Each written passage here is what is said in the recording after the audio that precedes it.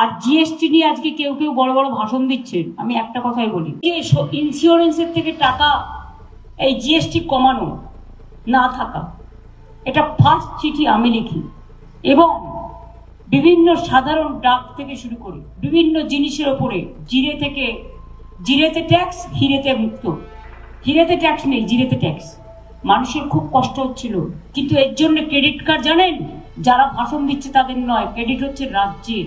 এর জন্য আমাদের রাজ্যের কত লোকসান হচ্ছে জানেন?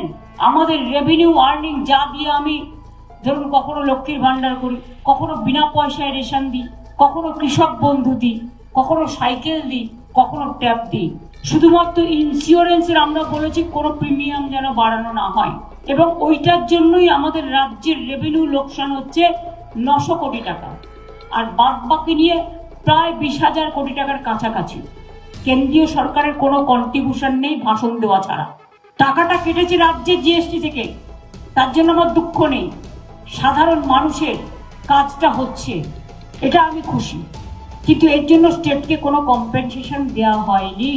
বিজেপি রাজ্যগুলো তো ওরা ঘুরিয়ে টাকা দেবে, আমাদের তো 100 দিনের কাজ বন্ধ, বাংলার বাড়ি কাজ বন্ধ, রাস্তার কাজ বন্ধ, জলের টাকা বন্ধ, সর্বশিক্ষা অভিযানের টাকা বন্ধ। ক্রেডিট রাজ্যে, আমার রাজ্যের মানুষ যে বেনিফিট পাবে তার জন্য 20,000 কোটি টাকা আমাদের রেভিনিউ লস হচ্ছে। এটা স্টেটের জিএসটি, সেন্ট্রালের নয়।